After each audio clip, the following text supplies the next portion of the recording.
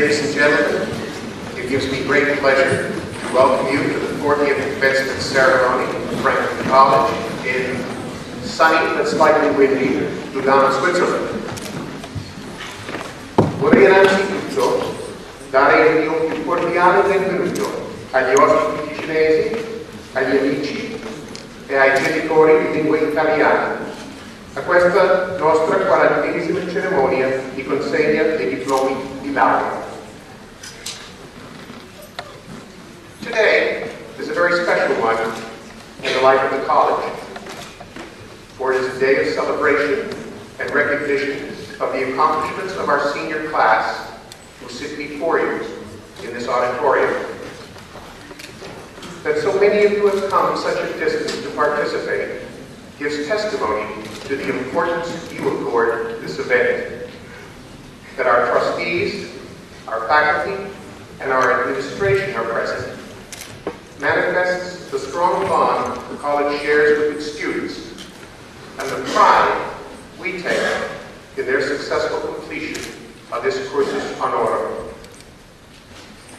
Franklin College is a unique institution, and it provides a singular environment in which to learn. By the makeup of its student body, its faculty, administration, and its trustees, it is international. By its title of incorporation, it is American. It enjoys accreditation both in the United States and Switzerland. By its location and its fondazione, it is Swiss. And yet, by its liberal arts philosophy of education, it is distinct from other Swiss universities. Its defining characteristics are its internationalism and its philosophy of liberal arts. This liberal arts concept forms the cornerstone of our educational program, and its goal is to educate the whole person. It follows the Athenian and Roman principle that an educated citizen is one who will contribute to the betterment of the state. The concept of the obligation to give something back to the community is one that has been an integral part of society, and its manifestation can be found in all cultures at various times in the evolution of civilization.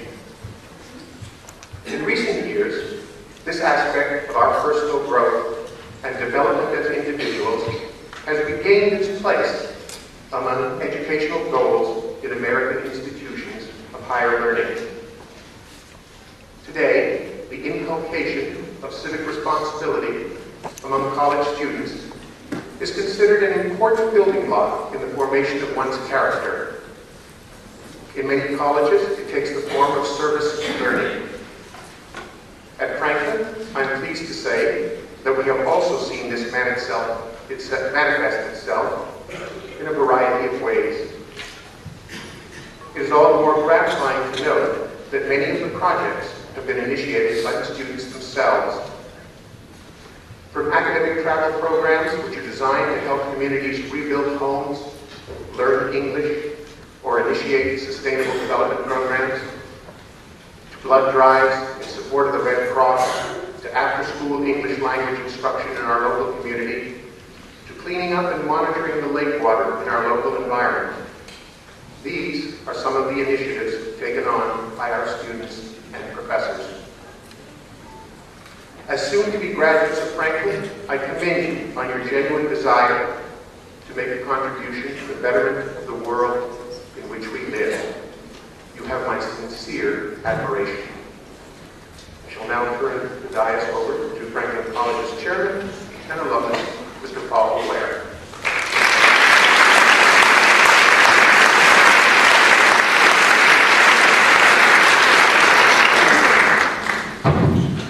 Buonasera.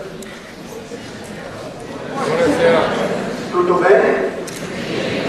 Tutto bene. Benissimo. Thank you, President Nielsen, and good afternoon, everybody.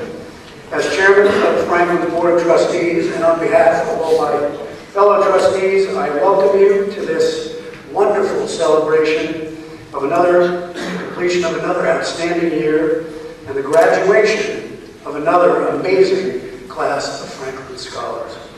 The trustees of your college are really proud of you, our class of 2010. As an alum myself, as the husband of an alum, and as the parent of an alum, I admit to being pretty passionate about Franklin and its mission. So are your trustees, who volunteer their time, their intellectual talents, and their financial resources year after year to ensure that Franklin and its graduates continue to make their mark on the world long into the future. Today is particularly exciting for me and my family because in the class of 2010, walking today, is a young man who is very special to us. 10 years ago, a letter landed on my desk written by a complete stranger from the Gambia, a small nation in West Africa that I don't believe I had ever heard of up to that point. It was beautifully composed, and it was handwritten, and it spoke of the loss of an entire family to war. It spoke of immeasurable personal suffering, and it spoke of loneliness and fear about the future. But it never spoke of desperation or bitterness. It spoke only of a passionate desire for education, to continue his education.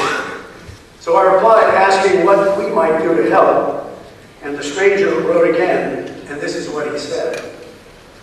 Sir, to see myself reinstated in school is what I have been struggling for since the beginning of my most difficult times, and despite the poor living conditions, because it is education that I believe would achieve for me success in the human society and relieve me of the hardship and suffering. He knew for certain that only education would lift him from his dire circumstances. We did support his education in the Gambia, and eventually, with the great help of Karen Ballard, our admission director here at Franklin, we sponsored him to come to Uganda. He arrived literally with only the clothes on his back, and here he is today, walking with his class, no longer a stranger, but a beloved member of the Franklin family. Most of us can take a good education for granted, as a birthright. But for this young man, being in a classroom with his peers, under the care of our faculty, was every day a gift from God, a powerful reminder of the true value of what we do here at Franklin every day. Surely he worked hard, but just as surely he didn't get here by himself. The entire Franklin community embraced him, supported him, encouraged him every step of the way. This is a story that exemplifies the strength of the human spirit, the force of the well-written word to effect change, and the immutable power of learning to lift and inspire. I am very proud of Keba Federa today.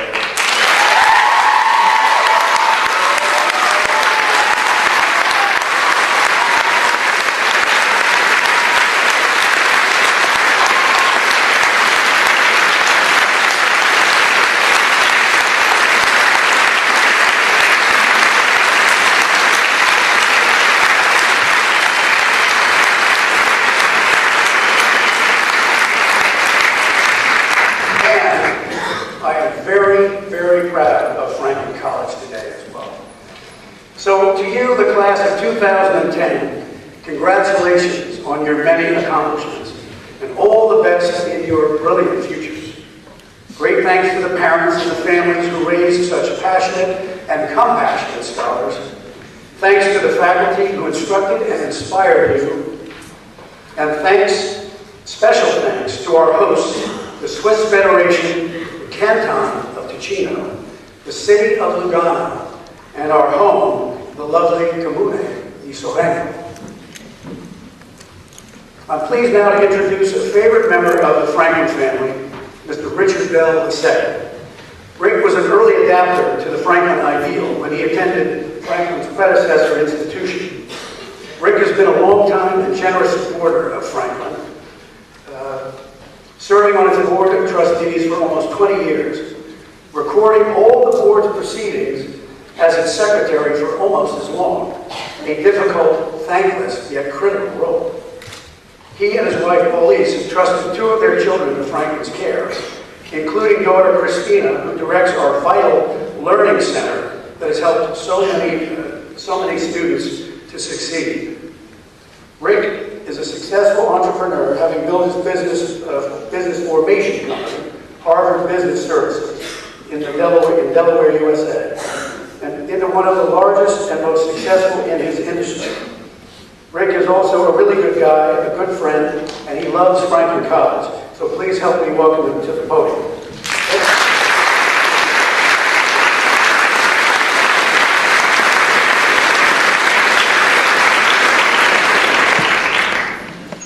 Thank you. Welcome. The Franklin family is intimate, yet international. Its influence touches all of us. Graduates, we have done our best to help you become the responsible citizens of the world that you are today. Your role in the future of this college, as well as the education you receive here at Franklin, will not stop the day you leave Lugano, and in fact, we hope it never stops. As you leave Franklin as alumni, we hope you won't forget to look back on your education and your time spent at college here and how it has helped shape you as world citizens. Franklin relies heavily on the support of volunteers and the dedication of its alumni. The fact that we are here right now, congratulating you all on your work, is due in part to the continuous efforts of the college's supportive alumni, their parents, and friends of the school. 4 years ago, the Franklin Board of Trustees created the Ursula Gentile Lower Award, Outstanding Service Award, to recognize one alum who has shown great and consistent dedication to the college and its educational, cultural, and social mission. Yet before we honor this year's recipient, we would like to acknowledge one of Franklin's most exemplary alumni, after whom this award is named. Ursula Lower has always been a driving force behind many of the initiatives we know today as part of Franklin College. She was one of the co-founders of the Alumni Council, on which she still serves, and was instrumental in the early years of Franklin's fundraising.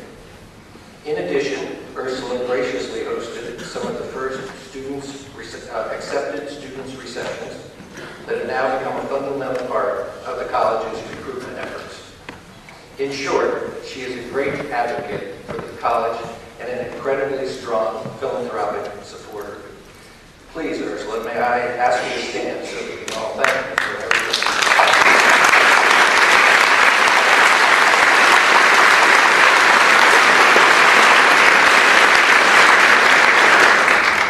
Past recipients of this award have been, in 2007, Claudia Figueredo, class of 1995. In 2008, John Steinreeder, class of 1976. And in 2009, James E. Moore, class of 1974. The award this year goes to an alumni who has supported Franklin since its beginning, when the college was a budding venture with many challenges ahead. Her enthusiasm and continuous financial contributions inspired others to support the college, helping it grow from a 2-year to a 4-year institution, and also secure its first permanent home, the college campus. She served on the Franklin Board of Trustees for 10 years and has been a member of the Alumni Council since its founding. This year's recipient is now a successful business owner, fundraiser, and environmental activist. One of the founders of the locally grown food movement, she is also a former beefalo farmer who raised and marketed grass-fed beef before such a practice became widely embraced. In addition to creating Taste Vermont, a biannual event which promotes awareness of specialty farmers, she developed and operated the Mountain Goat, a chain of retail stores dedicated to outfitting of year-round outdoor and backcountry activities. This alumnus served as executive director of the North Shire Museum and History Center for 6 years, and now manages her family's farm properties directing timber and organic farming activities, all the while continuing her agriculture advocacy. She is also currently on the board of the Vermont Land Trust, the Cleveland H. Dodge Foundation, and the Educational Committee of the Wildlife Conservation Society. On behalf of the Board of Trustees and the entire Franklin family, it is my pleasure to announce the recipient of the 2010 Ursula Gentile Laware Award. Outstanding service is my classmate and friend, Sally Dodge Holmes.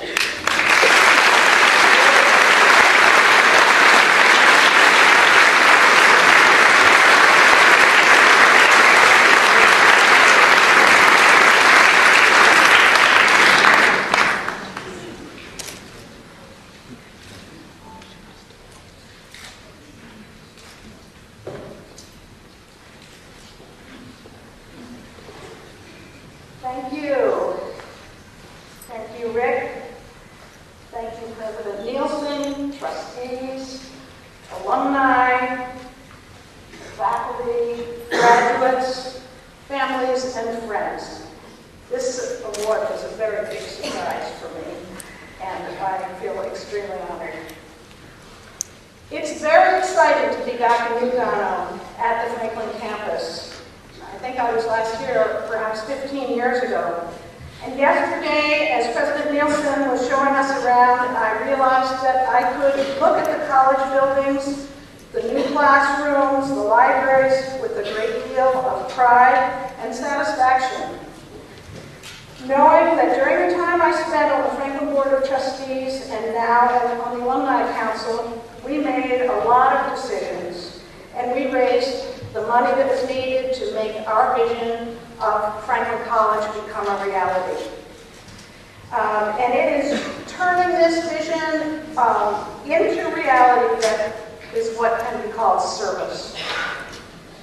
I think that being of service to individuals and organizations is kind of like being on academic travel. As with academic travel, you step out of your routine, you step away from the job that you may normally be doing, and you take a visit out of your comfort zone. In doing so, you catch the vision of the organization that interests you, that may have little to do with the kind of professional work you do, but will attract your passion and your energy. You might work in a homeless center. I love hearing from President Nielsen about all the things that people are, the service kind of things that you students are doing now. So you already understand how important it is to take part in some things other than your normal daily routine. Now we have needs in the United States for people to clean oil off birds from the oil spill. I have a young friend who sings songs in Spanish to daycare children, and there's a tremendous roster of the kinds of service things that we can do. In doing so, you will find a new understanding of what the needs, the conditions, and the concerns are in that piece of work that you are doing. Your service helps you to be empathetic, aware, and knowledgeable. You will meet some really wonderful, fascinating, talented, and passionate people. You don't need to know a lot to begin work in service, but you just need to summon up your good sense and learn from what you see around you. You will build a sense of purpose, and you will derive a lot of satisfaction as you begin to see the results of the work that you do. This award is called Outstanding Service. I think the outstanding part of the award is what I call the big surprise. This is the part where what starts out as perhaps a small effort on your part builds passion and energy over time, and it ends up making a big difference in the world. Nothing that you necessarily anticipated in the beginning. Many of you may have read Greg Mortensen's book, The 3 Cups of Tea. While climbing in Pakistan, Mortensen saw a need for some children he met to have some badly needed school supplies. When he returned with some books, papers, and pencils, he realized that what they really needed was a school. He ended up building many schools in Pakistan, and is now doing the same in Afghanistan. And now he's consulting to the U.S. government on how to bring peace and change to Afghanistan through serving the true needs of the people. That was a big surprise. Wendy Kopp, as a student at Princeton, saw a need for fellow graduates to do meaningful work in the community after graduation. She created a program where inspired students could teach in inner city schools without having a teaching degree. Her program, Teach for America, has developed from a few teachers in the beginning to many thousands now who teach in city schools all over America. Teach for America is changing the way America looks at its education system. And the added effect is that almost every Teach for America teacher graduate, even if they go on to other professions, stay connected with the world of education in a significant way. A big surprise. In my own case, I had a small idea to connect chefs and restaurants in my state of Vermont with farmers who needed help marketing their products. The big surprise for me was that the effort exploded into a new agricultural economy that's based on locally grown specialty foods.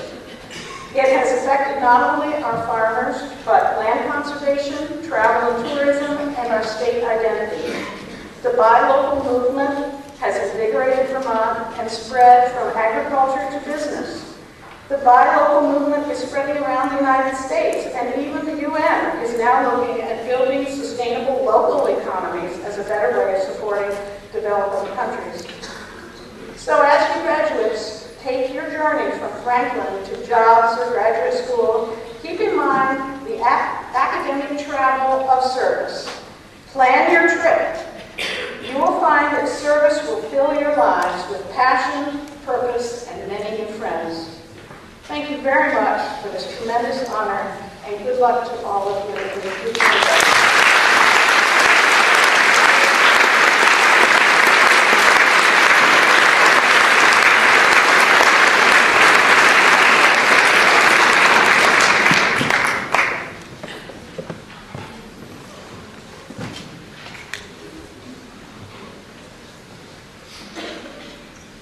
We are honored today to welcome as our speaker, Ms. Diane Farrell. Diane Farrell is a member of the Board of Directors of the Export-Import Bank of the United States. She was nominated by President George Bush and confirmed by the U.S. State Senate in 2007. The Export-Import Bank of the United States, Ex-Im Bank, is the official export credit agency of the United States. Ex-Im Bank's mission is to assist in financing the export of U.S. goods and services to international markets. Ex-Im Bank enables U.S. companies, both large and small, to turn export opportunities into real sales that help to maintain and create U.S. jobs and contribute to a stronger national economy. As a member of the Board of Directors, Farrell is responsible for voting on Ex-Im Bank's transactions in excess of $10 million, as well as on significant matters affecting bank policy. Through frequent visits to India and the U.S. exporters, she also encourages increased sales of U.S. goods and services to India, which is rapidly becoming one of the bank's most important markets. She helped develop and foster Indian financial institution participation in the bank's $2.45 billion India infrastructure facility. She has had more than 25 years of professional experience in the private and public sectors in financial management, maintaining fiscal integrity, and managing budgets. Her work has included the political, not-for-profit, governmental, advertising, planning, and educational arenas at the state, national, and international levels. From 1997 to 2005, Farrell served as first select woman in the town of Westport, Connecticut. Among other innovations, she was responsible for the construction of the badly needed state-of-the-art school buildings, which, while keeping increases in the multi-million-dollar town budgets within the CPI, and supervising the town's finance department to maintain its annual Moody's AAA bond rating. During the previous 4 years, she has also served on the Westport Board of Finance. Farrell, in 1997, a graduate of Wheaton college with a BA in American government, is married to Carr Winslow Wynn Farrell. They have 2 daughters. It is indeed my pleasure to welcome Ms. Farrell to address our graduates, their guests, as well as the broader community of Franklin College. Ms. Farrell.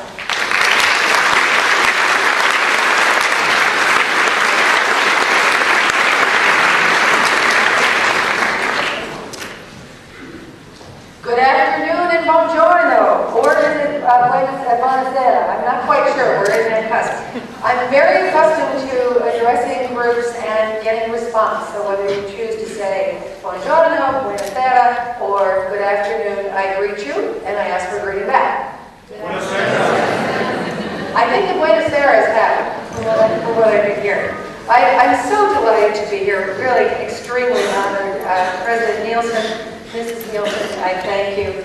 The members of the Franklin College faculty and staff, trustees, their special guests, cherished family members who are here, and most importantly, soon-to-be graduates. My husband, Lynn, and I are indeed honored to be joining you here in what can only modestly be described as beautiful Lugano. What a day. Incredible.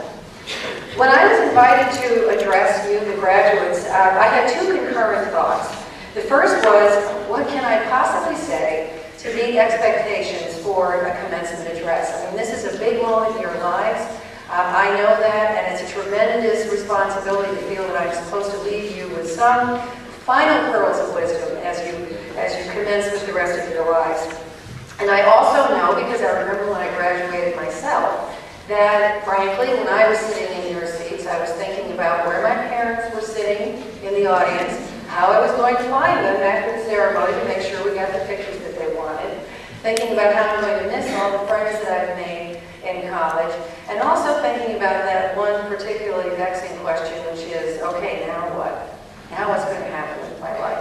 That's the excitement that we have here. The second thought that I had was actually more personal, because as I stand here as a commencement speaker, I'm supposed to be giving you these pearls of wisdom, and if I'm listening to myself, then I also have to say, okay, well, how have I done in the time since I graduated?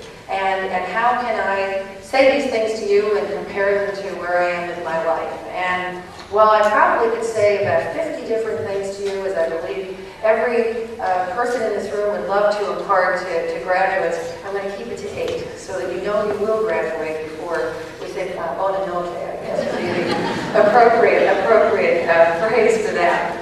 So as I began to think about this, I said to myself, okay, there's a phrase that you all heard, you all would have used when you were, probably this tall and on up, which is, so what do you want to be when you grow up? And now, of course, it's different. It's, okay, so you're grown up. Now, what are you going to be?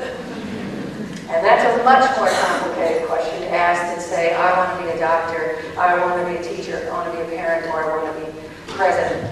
But it's really a trick question, because nobody is all grown up. Everybody continues to learn throughout their lives. That's one of the exciting things that you do see as you begin to take that next step forward toward your future. That we all face opportunities, we all face challenges. We're always learning, and we're always experiencing new things. And that's really a wonderful thing. So as I look at my own experiences, I say to myself, I never would have imagined that I've done the things I've done. I've been to places I've been, including quite candidly here in Lugano. And I promise you that your lives are going to be more exciting than you think right now, and I equally promise you they will be as unpredictable as you're probably not willing to believe right now, but they will. So what I'm going to do this afternoon is give you these observations, and to hopefully help you to kind of frame at least the way I was thinking as a graduate, and as I stand here several decades later. I'm not going to share the decades with you this afternoon. First though, because this has to be the number one thought on your minds after you get through the day. And I say this to you emphatically and with great confidence. If you haven't already got one, you will get a job. I know that's a scary thought, but I promise you will get a job. And it's for a very simple reason. Number one, you have chosen a phenomenal college that has prepared you for what life brings next. You have a particular advantage because you have an international background. which is something that is absolutely prized and valuable. The other reason I know you will get a job is because you are cheap. Newly minted college graduates are kind of low on the pay scale, and so you're a good risk for an employer because they know they're going to get the best and the brightest at the lowest possible cost imaginable. I promise you it will happen for you. My husband, Wynn, and I have daughters 23 and 27. To the parents, I say we've gone through the angst. And to the students, I say I'm very pleased to say that our two daughters, Hillary and Margaret, have wonderful jobs. And they're not making a lot of money, but they have wonderful jobs. And we're confident that someday that a big day is going to come. I will also tell you that you are likely to have in your professional lives between 4 and 7 careers. That's a statistical fact when it comes to people your age. You'll have between 4 and 7 careers. Now that isn't because economies are going to ebb and flow and you may lose a job and you're going to have to find another job. It really has more to do with where the global economy is today. And it also has to do as much about you as individuals who have the kind of critical thinking skills that will cause you to constantly be thinking about what you could be doing next, what you could be doing next, who may want you to help them within an area that you might never have imagined that you would find yourself. Even to those of you who know right now you're going on to graduate school or to specific professional careers, I say to you, don't be surprised if at some point there's a pivot in your life and you find yourself doing something that you might never have imagined, you might have studied it, you might have thought about it, but suddenly there it was in front of you and you'll have a new career. In my life, as you heard in my bio, I've been an advertising executive in New York.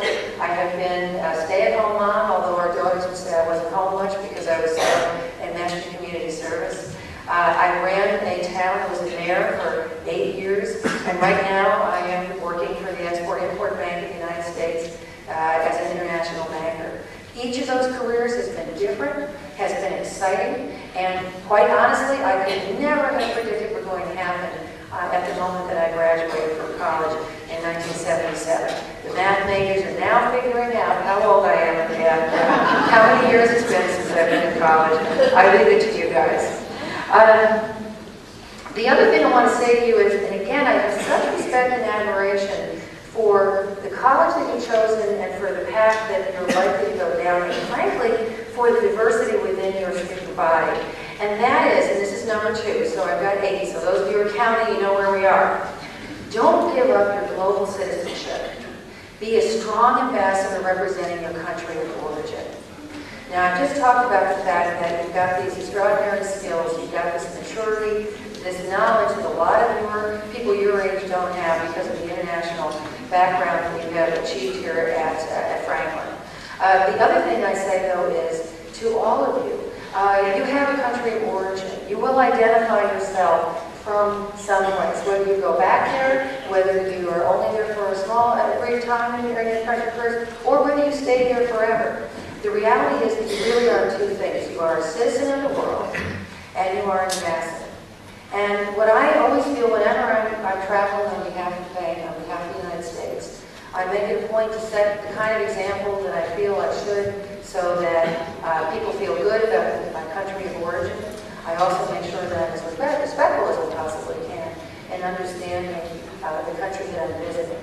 In the same way, I do recognize as an American, sometimes I find it a bit frustrating to convince my fellow citizens who, for a variety of reasons, have had sort of a comfort zone in the U.S. and haven't necessarily had to see the importance, the significance of the global marketplace as a whole. And I try very hard when I'm in my home country, when it's an opportunity to share my experiences, to make positive statements, to try to broaden people's thinking, their imagination, as we look at a shrinking globe when it comes to the kinds of activities that you've already discovered.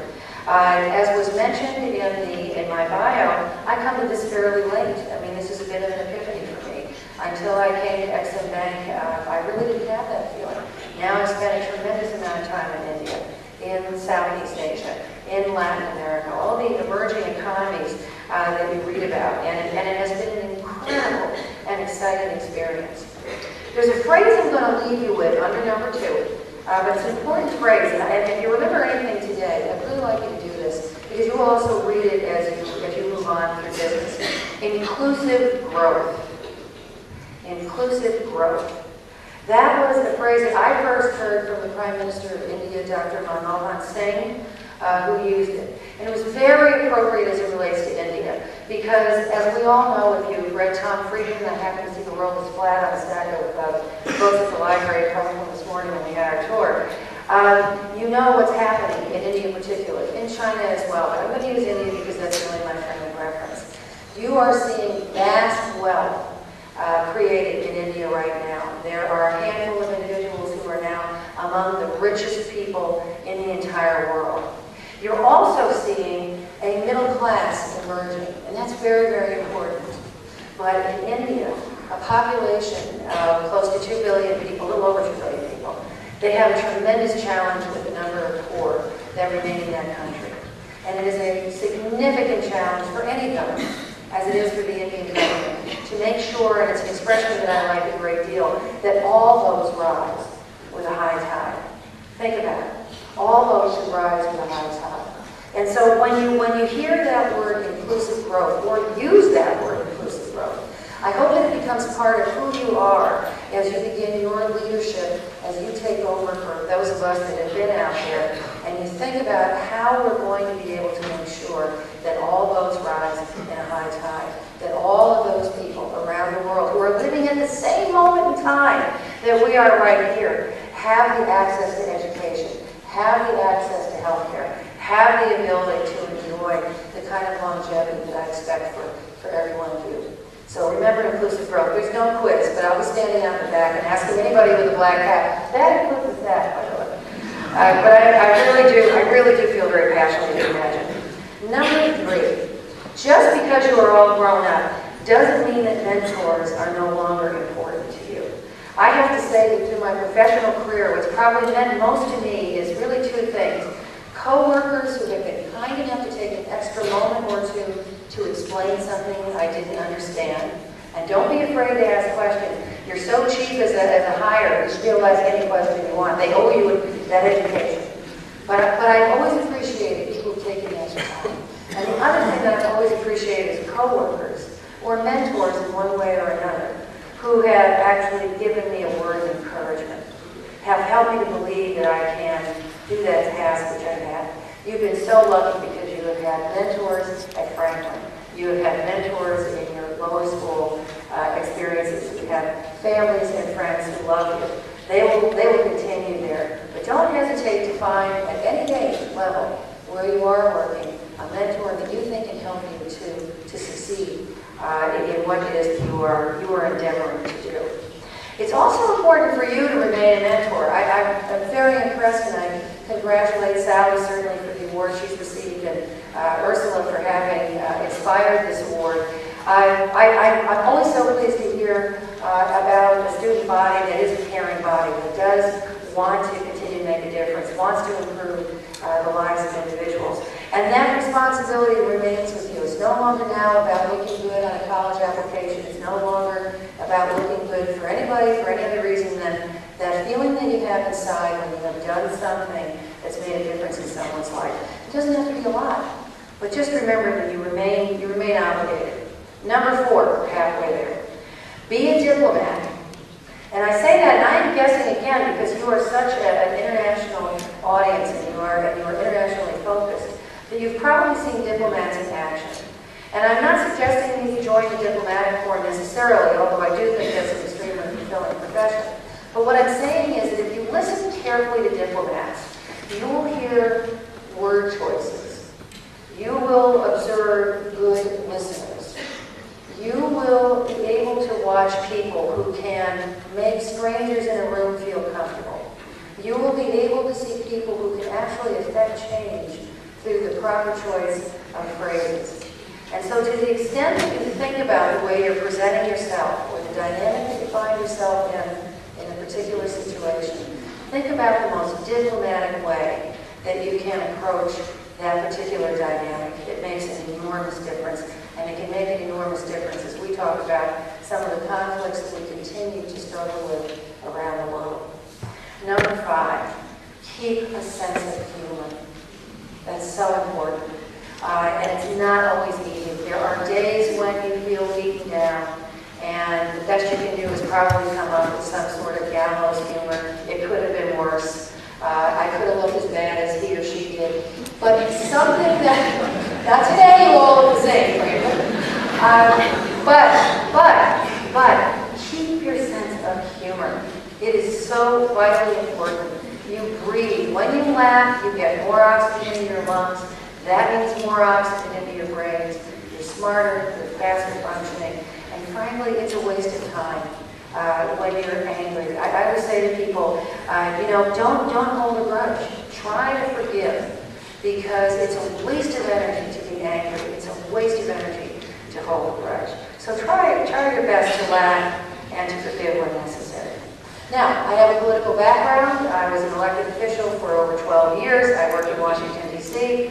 I was nominated by President Bush, as you heard. I happen to be a Democrat. People try to figure that out. I say to them, you know what? It's not a red state issue. It's not a blue state issue. Money is green.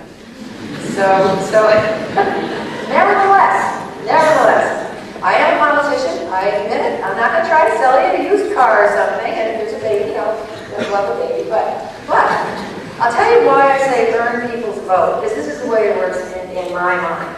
I don't expect you to run for office, but I can tell you that successful politicians have characteristics that work well for everybody, because everything's political. I mean, the social structure that we have as human beings to a large degree has a political element running through it. Politicians need to be able to persuade. They need to build coalitions, and they need to achieve consensus. That's how they move their issue, their agenda forward. Those are invaluable skills for you to have to just navigate wherever you're going through life. The other thing that I do is, I admit it's a weird thing. When I meet somebody, and I'm engaged, and I'm wanting to learn more about them, part of that is a personal curiosity that I have, certainly. But the other part is, in the back of my mind, and this is just a disease that politicians have, I'm always thinking that person might one day vote for me. And so I want to make sure that I've left an impression with them, so that if that day ever came, I could count on my vote. And so there's nothing wrong with building what I call a goodwill bank. So when you are dealing with people, again, leaving them with a positive impression, making sure that you've heard what they said, and making sure that you've left that dynamic so that there's an opening for the future should it become necessary. I can tell you that that is a very smart thing to do, because you never know where you're going to bump into somebody again, and it's always great when you share a positive experience together as opposed to a negative experience. Now, I hope some of you do run for elective office. I really do, and I'm going to say this to the women graduates specifically right now.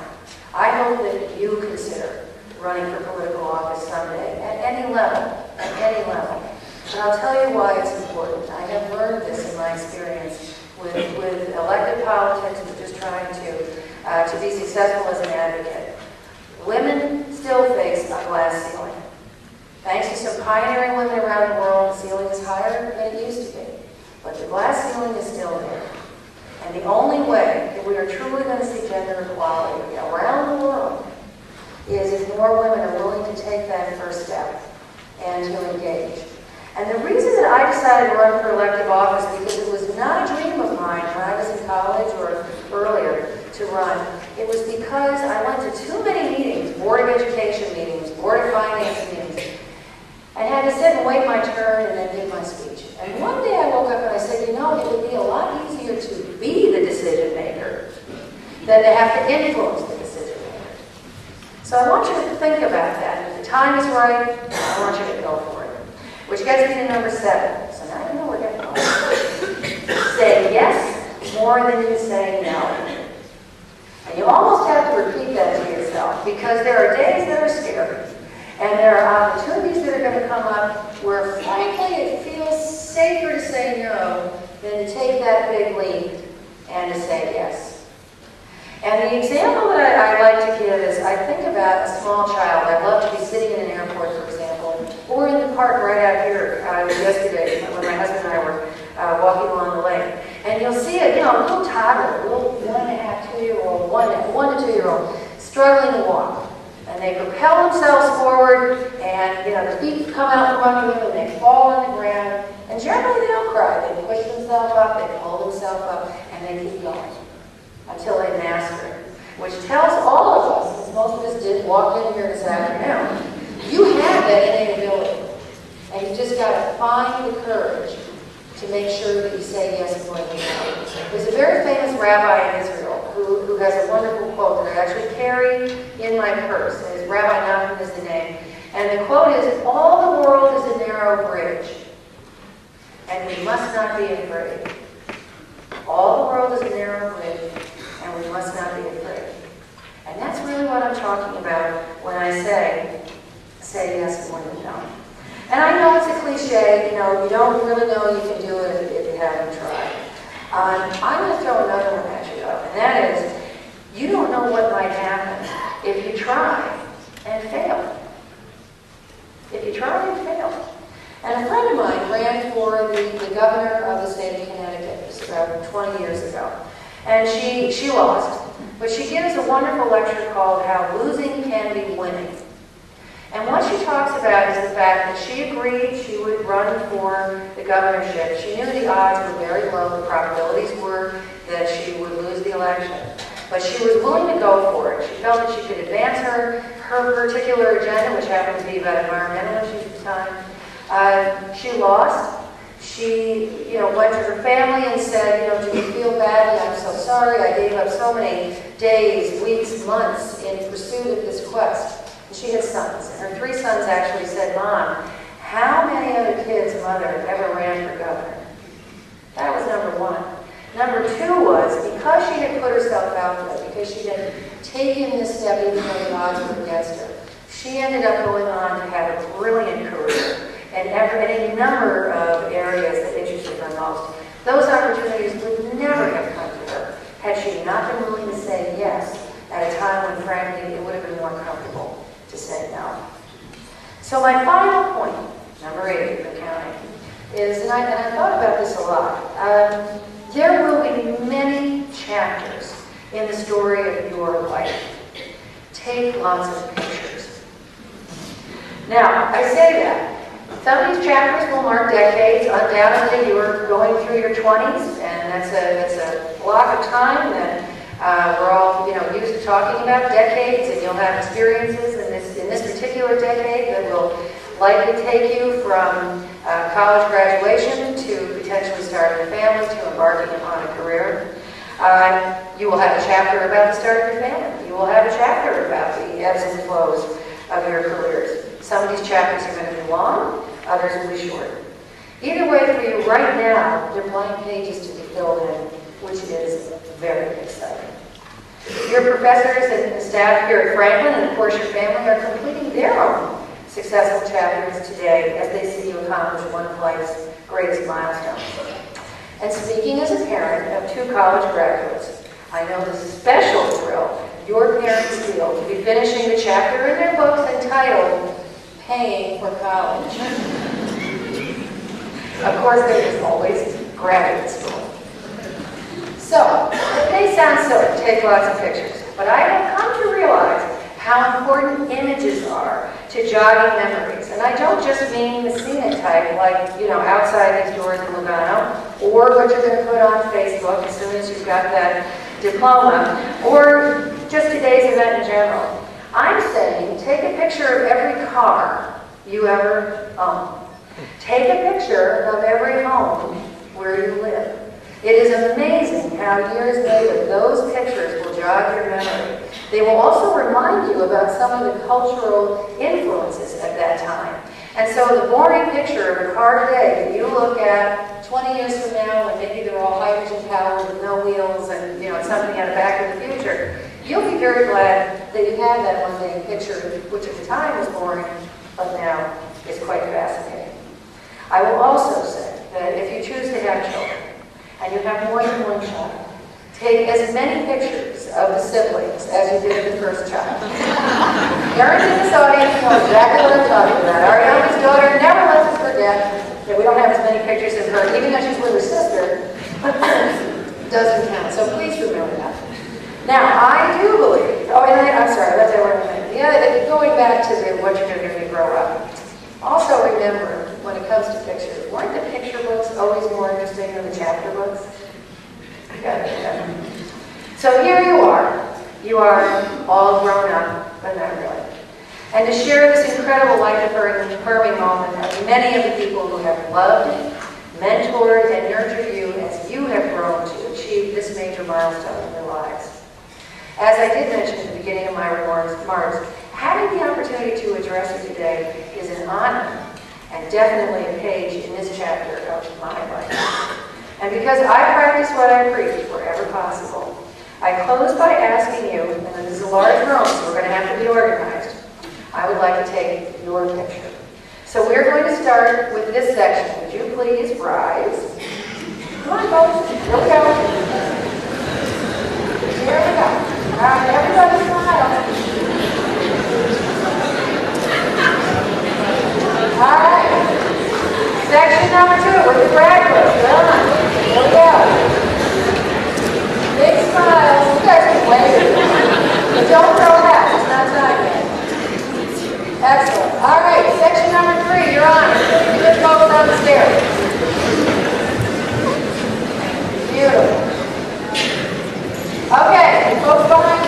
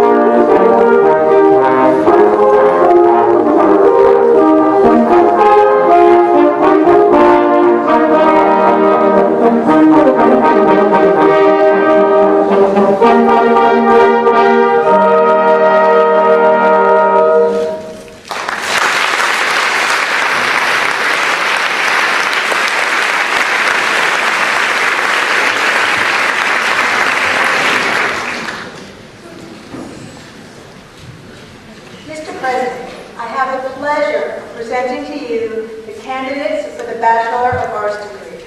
Will the candidates please stand?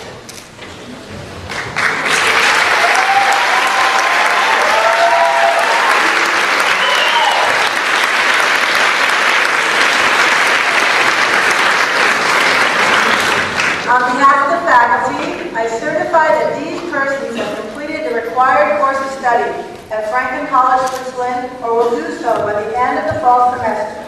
They are presented to you for conferring of these degrees at the appropriate time.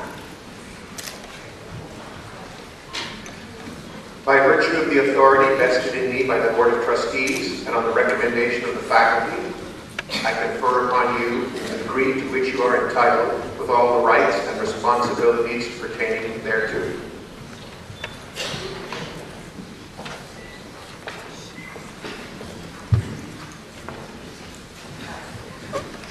The following candidates will receive the degree of Bachelor of Arts. From Ahmad Jordan, with a major in visual communication arts.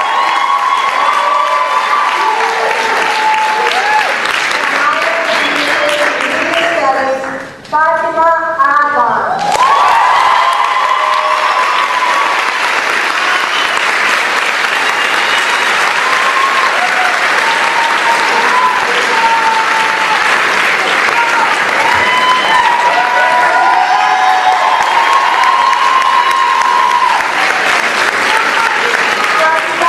United Arab Emirates with a major in international management with an emphasis in finance. Sami Al-Ansari.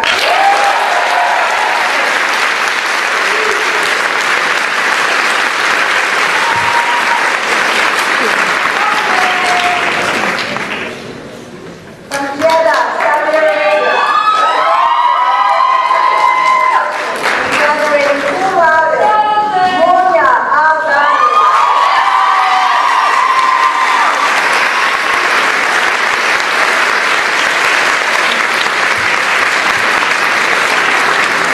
From Buffalo, Minnesota, USA, with a combined major in comparative literary and cultural studies and history, Sil Alden O'Sullivan.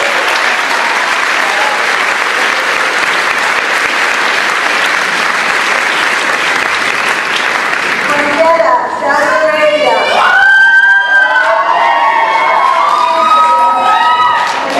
visual and communication arts, Madawi Al.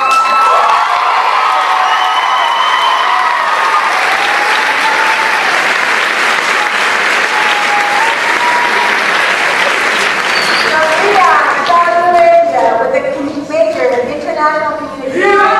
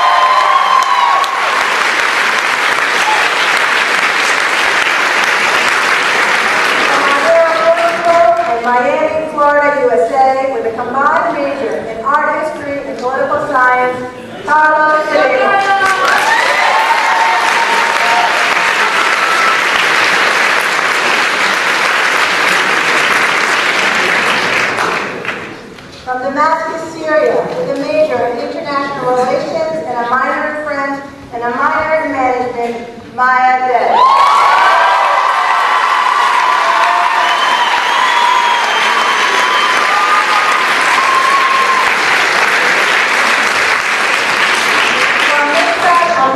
With a major in international management.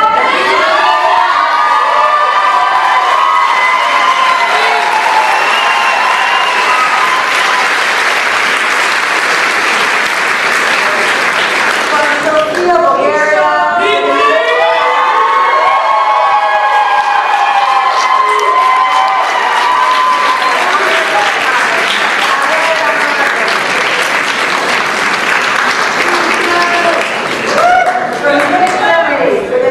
International management with an emphasis in finance, Nick Abenhoff.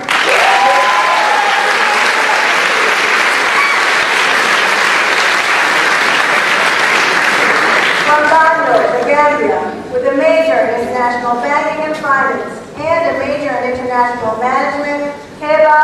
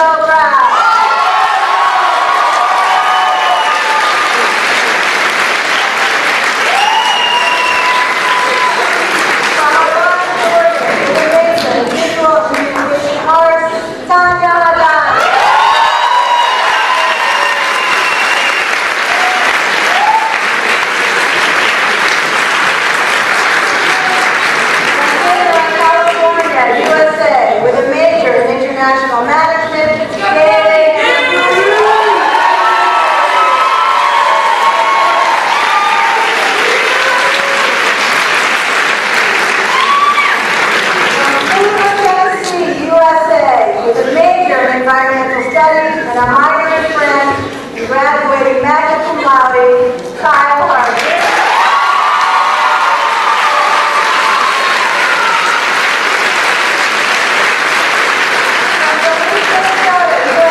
With a major in environmental studies, Laura Harvey.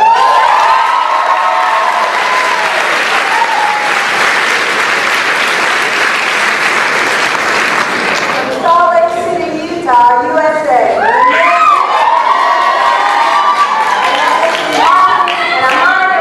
Art and graduating cum laude, Samson J.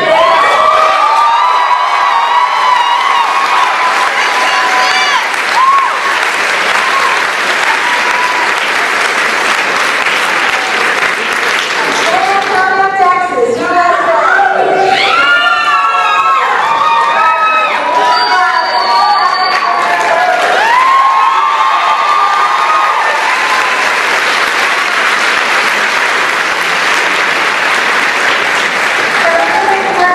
With a major in international management with an emphasis in finance, graduating cum laude,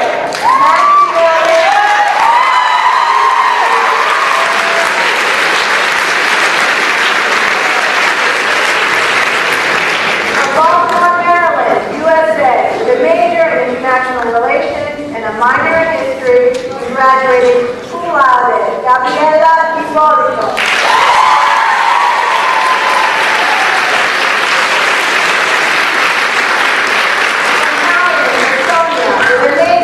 International banking and finance, and a minor in management, and a minor in marketing, Christy Yolette.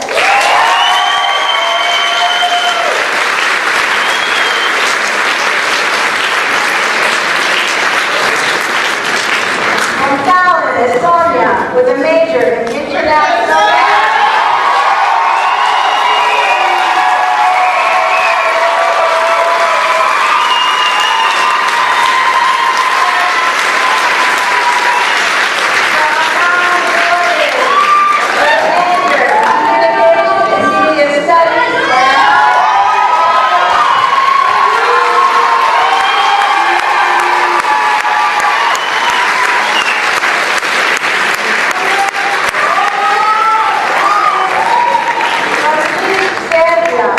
major in international relations, Maria Carlici.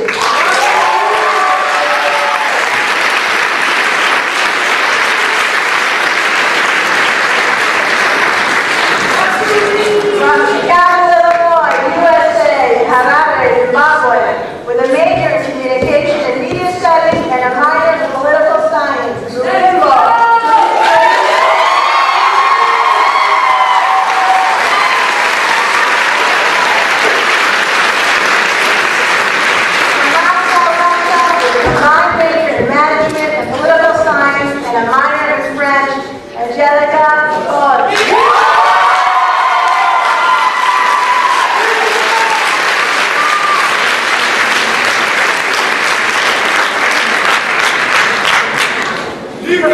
From Denmark, with a major in international economics and a major in international management, Nicholas Kloskar.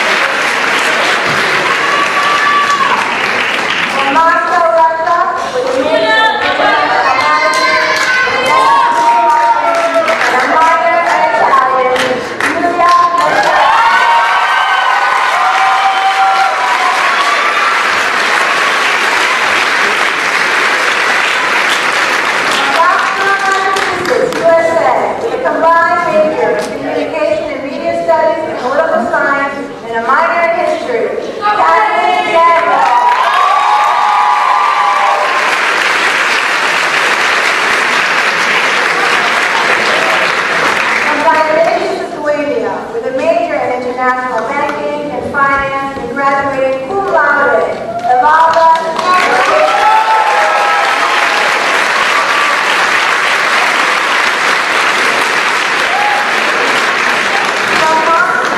From Hong Kong, China, with a major in international banking and finance, and a major in international economics, and a minor in Germanic studies. Xiao Hong.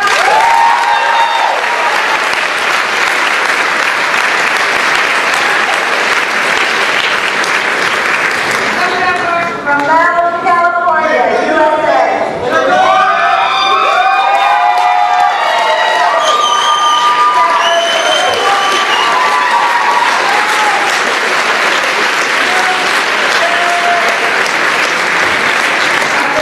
Vermont, USA.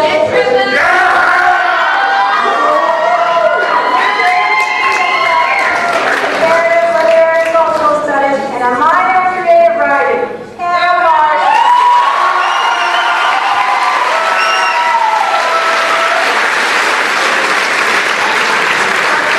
California, USA, with a major in literature and a minor in political science.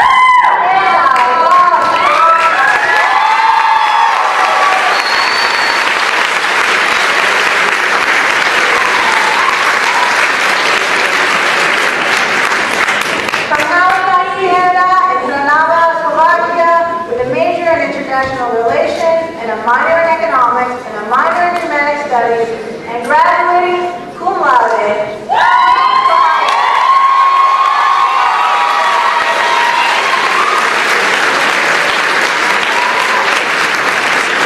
From Hopkins, Massachusetts, USA, with a major in international economics and a minor in business studies, and graduating cum laude, Alexander Garcia.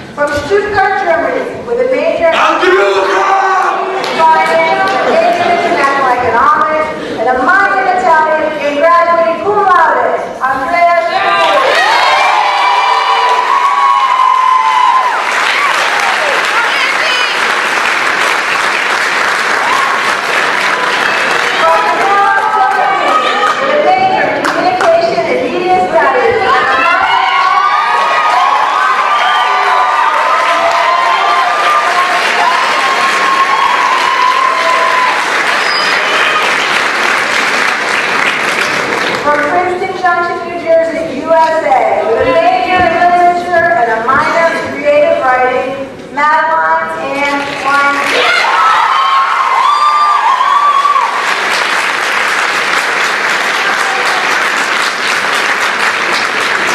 From Honolulu, Hawaii, USA, with a major in international management and finance, graduating cum laude, Eric Winger.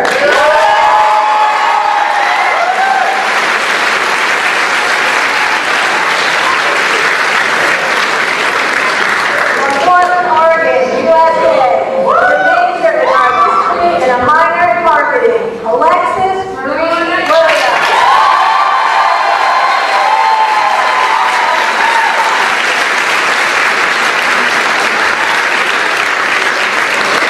From Harbin, China, with a major in international management with an emphasis in marketing, Ming Ming Yang.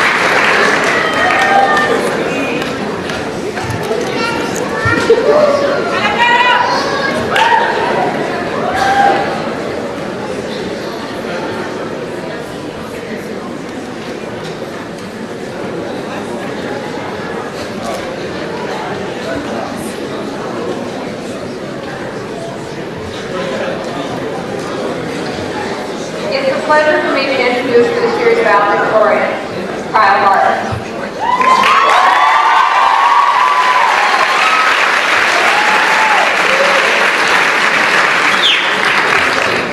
Kyle is graduating with a major in environmental studies and a minor in French. He comes to Franklin from the state of Tennessee in the United States. He has impressed us since the day he arrived in Franklin. His friends have often heard him say, and I quote, "I'm a scientist," and the work he has done at Franklin proves substantial evidence to support this claim. His coursework in environmental studies has been exceptional. Working as Professor Hale's research assistant, he co-authored an article on their research collaboration at the Legato. And Professor Hale tells me that his recent thesis on invasive species in Ticino has set an extremely high bar for future majors. During his time at Franklin, he was also involved in Franklin's infamous skee ball club and worked as a resident assistant for a year and a half. As he looks towards his future, his dream to become the next Dr. Sheldon Cooper will no doubt come true. With no further ado, please join me in welcoming Kyle. And also, I want to point out, I heard today is also his 22nd birthday.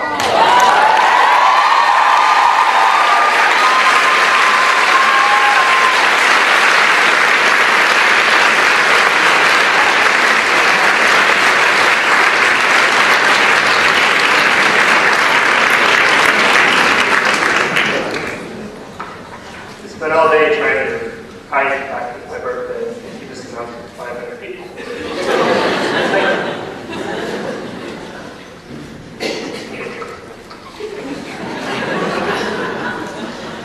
As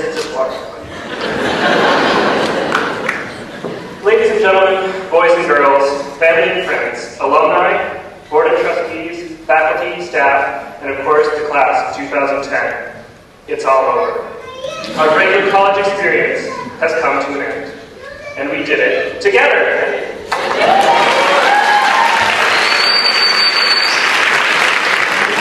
When I learned that the faculty had chosen me to speak today, I said no. Because I instantly thought of about 10 other people that deserve this honor far more than myself. But nonetheless, I followed Ms. Farrell's advice and was eventually convinced, so you're stuck with me. After a while pondering what in the world to say to you all today, I finally just did what many members of our generation would do and Googled amazing valedictorian speeches. Unsurprisingly, I got 129,000 web pages that told me I should thank, exalt, stimulate to action, motivate, affect, touch, and even raise my audience to a quote-unquote higher emotional level. Right? For those of you that know me, I'm a logical man, deeply committed to science. And in 4 years of classes with Professor Hale taught me anything, it is to be brief and most of all succinct. And thus, this is my goal, to embody those qualities in the oh-so-wise words I shall attempt to impart on you all today. The past 4 years, or 3 years for those of you that really have your lives together, have filled us with a sense of curiosity, amazement, wonder, and of course, discovery. We have been afforded a rare opportunity to spend our collegiate years in the close-knit, and I think we'll agree at times, crazy world that is Franklin College. We've explored nearly every corner of the globe, making unforgettable memories and many friends along the way. But we've also spent countless hours poring over textbooks, writing papers, making presentations to ensure that we're ready to face the world out there. People often tell me that these are the best years of our lives, so we should enjoy it while we still have the chance. And while I'm certain that for the majority of us, our lives will be drastically different after we leave here, I've often been confused as to why the best times of your life only get to last 4 years. One of my favorite bands is a British band from the 1970s called Supertramp. Some of you probably heard of them. I found one of their songs, the logical song, to be especially pertinent for today's festivities. And I'm just very English hearing you sing it, so I'm just going to read a small portion of their lyrics. When I was young, it seemed that life was so wonderful, a miracle. Oh, it was beautiful, magical. And all the birds in the trees, will they be singing so happily, joyfully, playfully watching me. But then they send me away to teach me how to be sensible, logical, responsible, practical. And they showed me a world where I could be so dependable, clinical, and intellectual. From here, the band goes on to question their place in the world, who they are, and where they're going in a world that restricts the individual only to logical and practical thinking. Fortunately for us, Franklin College as an institution strives to promote intellectualism among its students without restricting them to complacency. What would our experiences have been if we had only been confined to Switzerland? From dancing with the Himba tribe in Namibia to wandering the streets of Paris at 5 a.m., our academic travel experiences have aroused our sense of adventure and molded us into curious and culturally aware individuals. And what kind of students would we be if not for our professors, who work tirelessly to expand our creative and analytical abilities? I'd like to specifically thank Professor Brad Hale, who over the years has not only been my inspiration and mentor for all things scientific, but also a close friend, who has spent countless hours listening to me rant, rave, and complain, but also shared in my numerous successes and even failures, most notable my C+ performance on his physical geography midterm.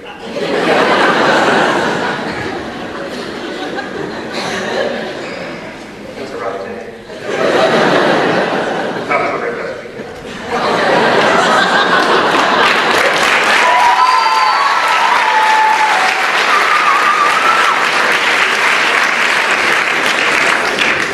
And what kind of people would we be if it were not for the sacrifices and the dedication of our families?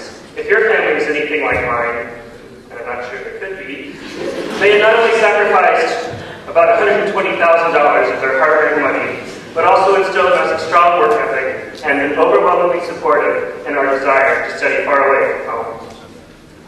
And what kind of experience would we have if it were not for the friends we have made over these last few years? I can safely and honestly say I've never been more proud or more honored to be a part of such an amazing and diverse group of people.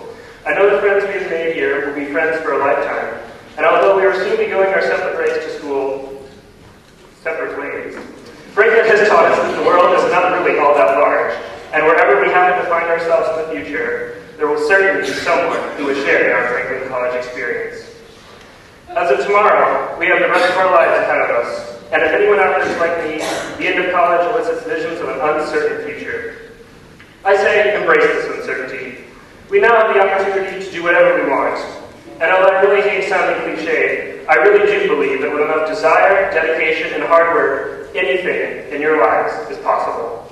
So go out, explore, try everything once, within reason.